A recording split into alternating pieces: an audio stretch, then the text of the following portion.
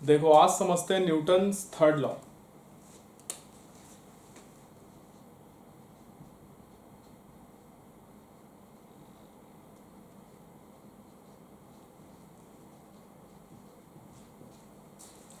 Newton का third law देख रहे हैं आज। क्लियर आ रहा है स्क्रीन?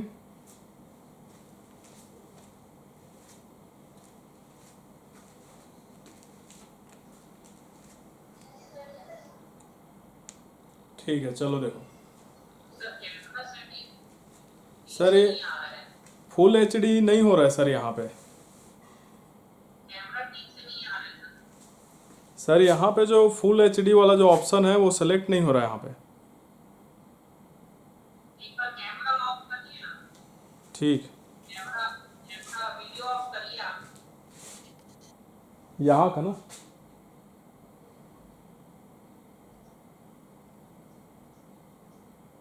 अभी ठीक है सर।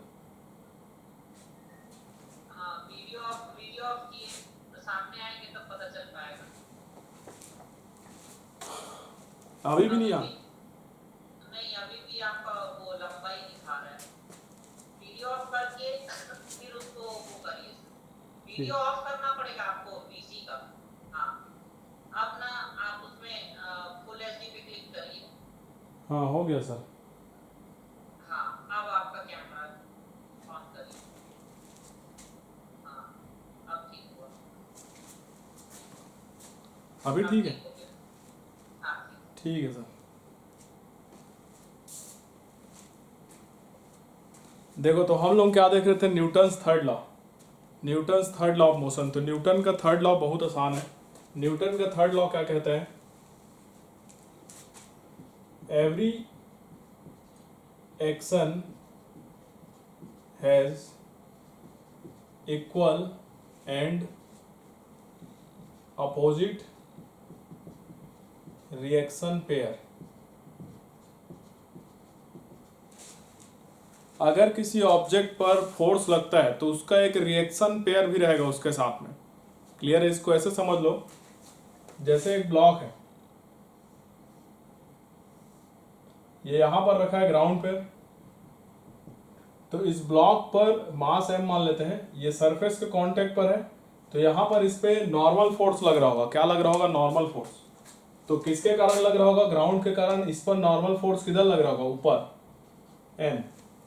ठीक, अब ये जो नॉर्मल फोर्स है इसका एक रिएक्शन पेयर होगा, equal and opposite. Equal and opposite मतलब अगर इस ग्राउंड को देखोगे तो ग्राउंड पे नीचे की साइड भी नॉर्मल फोर्स लग रहा होगा। तो ग्राउंड पर इस ऑब्जेक्ट के कारण नॉर्मल फोर्स किधर लग रहा है? नीचे। और ऑब्जेक्ट पर ग्राउंड के कारण नॉर्मल फोर्स किधर लग रहा होगा? ऊपर। तो ये दोनों क्या है? रिएक्शन पेयर्स है। ठीक है, तो यहां पर याद रखना, every action has equal and opposite reaction pair. तो ये दोनों क्या है? न्यूटन के थर्ड लॉ से। क्लियर है?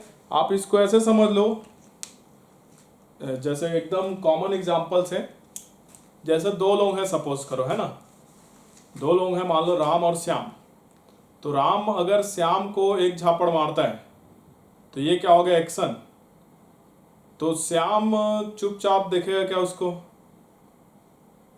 नहीं देखेगा ना, वो भी क्या करेगा? दूसरे को एक झापड़ लगा देगा। तो ये क्या हो जाएगा? रिएक्शन। समझ गए? तो एक्शन और रिएक्शन कितने बॉडी में लगेगा? दो बॉडी में लगेगा, दो अलग अलग ऑब्जेक्ट में। तो यहां पर देखो, एक्शन क्या है? इस बॉडी पर लग रहा है, इस ऊपर वाले ब्लॉक पर, और उसका रिएक्शन कहां लग रहा है? अर्थ पर लग रहा है। तो एक्शन और रिएक्शन पेयर हमेशा दो अलग अलग बॉडी पर लगेगा। यहां पर इस ब्लॉक को अगर हम देखेंगे तो ब्लॉक पर नीचे की साइड mg भी लग रहा होगा, है ना, ग्रेविटेशनल फोर्स। तो इस ऑब्जेक्ट पर ऊपर नॉर्मल लग रहा है, नीचे mg लग रहा है। नॉर्मल फोर्स किसके बराबर है? mg के। लेकिन ये दोनों फोर्स एक्शन रिएक्शन पेयर नहीं है।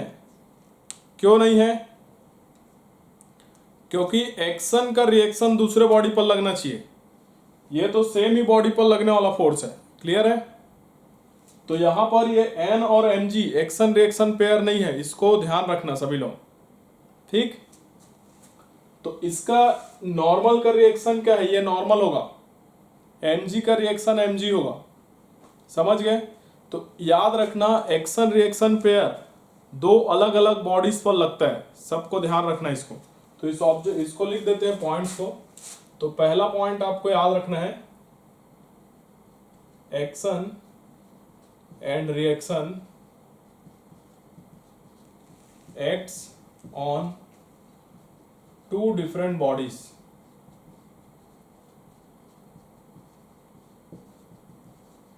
क्लियर है?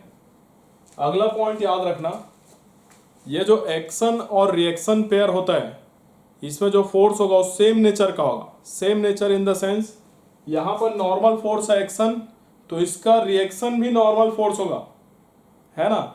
ग्रेविटेशनल फोर्स नहीं होगा, नॉर्मल का रिएक्शन नॉर्मल ही होगा, ग्रेविटेशन का ग्रेविटेशन होगा। तो जो एक्शन रिएक्शन फोर्स है वो कैसे होते हैं, सेम नेचर के होते हैं। तो इसको ध्यान में रखेंगे सभी लोग। तो क्या लिखेंगे इसको, action and reaction are of same nature, same nature के होते हैं। क्लियर है? तीसरा याद रखना, फोर्स हमेशा पेयर में एग्जिस्ट करता है। एक्शन है तो उसका रिएक्शन भी लगेगा। Force exist in pair, force pair में लगता है। तो ये कुछ पॉइंट्स है जो आपको न्यूटन के थर्ड लॉ के बारे में जानना जरूरी है और याद रखना जरूरी है। नोट कर लीजिए सभी लोग, फिर एक क्वेश्चन करेंगे, जल्दी से नोट कीजिए जल्दी से।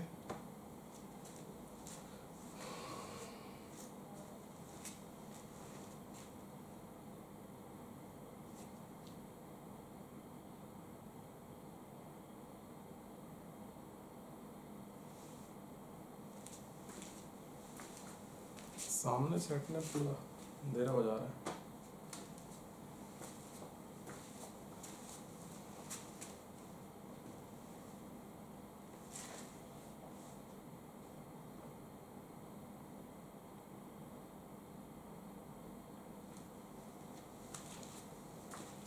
यहां पर याद रखना, एन और M G action reaction pair नहीं है। यहाँ पर N and M G are not action reaction pair.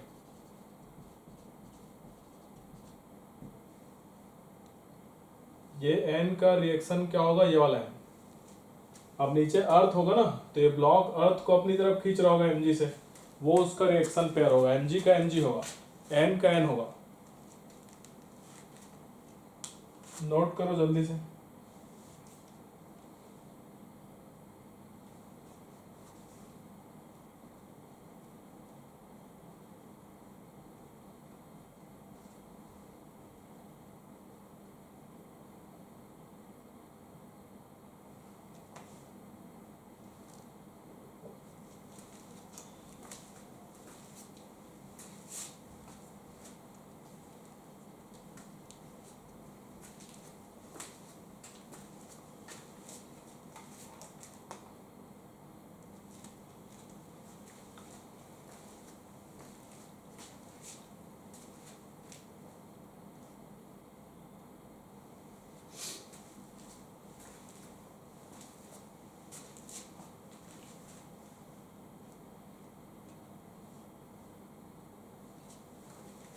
तो ये 3 पॉइंट याद रखना, एक्शन और रिएक्शन दो डिफरेंट बॉडीज पर लगता है।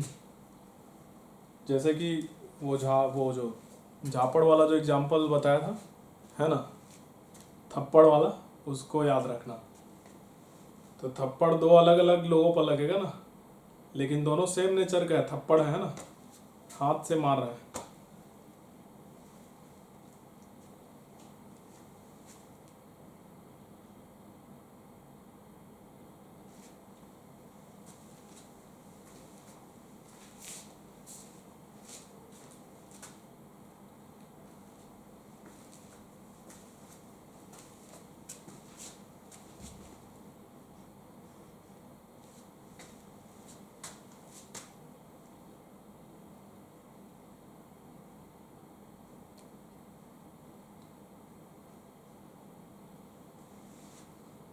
हो गया?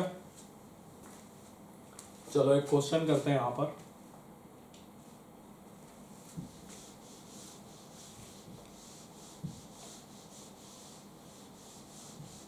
देखो यहाँ पर एक मंकी प्रॉब्लम करते हैं।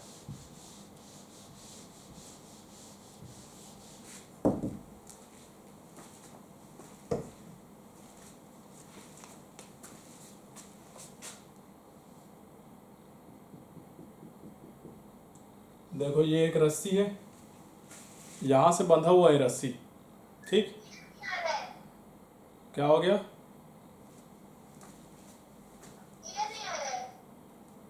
क्लियर नहीं आ रहा है?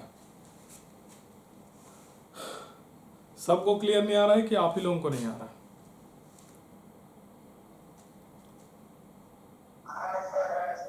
आ रहा है ना क्लियर?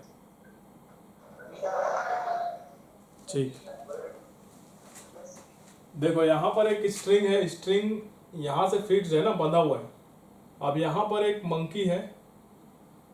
मंकी कैसे बनाते हैं? ऐसे ही बनाते हैं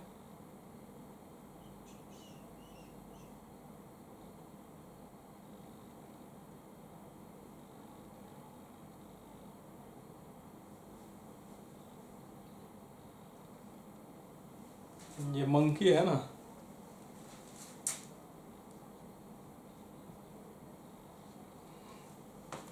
बंदर है बंदर। अब ये बंदर क्या करना चाह रहा है? रस्सी को पकड़ के ऊपर चढ़ रहा है।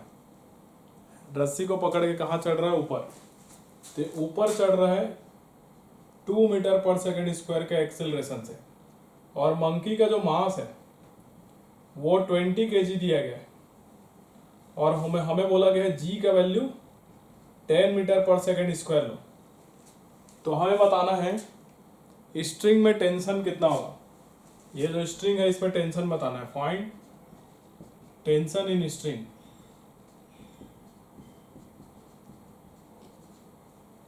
तो ये क्वेश्चन है, मंकी प्रॉब्लम बोल सकते हो इसको।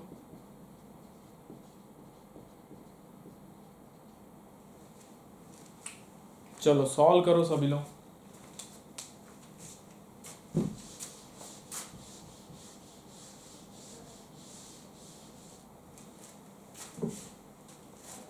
देखो यहां पर क्या होगा,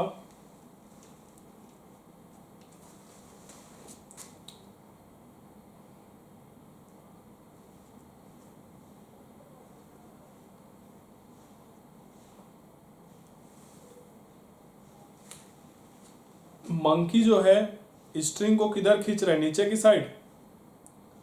तो न्यूटन के थर्ड लॉ से हम जानते हैं मंकी स्ट्रिंग पर किधर फोर्स लगा रहा है? नीचे। तो इस पे इक्वल एंड अपोजिट फोर्स लगेगा किधर? ऊपर की डायरेक्शन में। तो मंकी अगर इस स्ट्रिंग को नीचे खींच रहा है तो ऊपर इस पर भी इक्वल एंड अपोजिट फोर्स आएगा। तो अगर मंकी का एफबीडी बनाए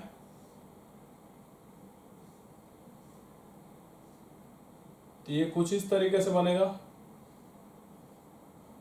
ठीक है। इस पर ऊपर जो फोर्स लग रहा है उस फोर्स को हम टी नाम दे देते हैं, और नीचे इसका mg लग रहा होगा, और इसका एक्सेलरेशन किधर होगा? ऊपर की डायरेक्शन में,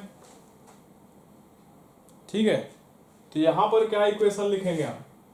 टी एक्सेलरेशन के डायरेक्शन में है तो टी माइनस mg बराबर ma लिखेंगे। तो यहां से t बराबर क्या आ जाएगा? ma plus mg। तो यहां से m कॉमन ले लेते हैं, ये आ जाएगा a प्लस g। तो m कितना दिया गया है? मंकी का मास 20, a का वैल्यू कितना दिया गया है? 2, और g का वैल्यू 10। तो ये आ जाएगा 20 इंटू 12, तो ये आ जाएगा 240 न्यूटन। ये स्ट्रिंग में टेंशन है। क्लियर है क्या? नोट कीजिए यहां तक जल्दी से। तो रस्सी में टेंशन कितना होगा? 240 न्यूटन। क्लियर है? चलिए नोट कीजिए जल्दी से।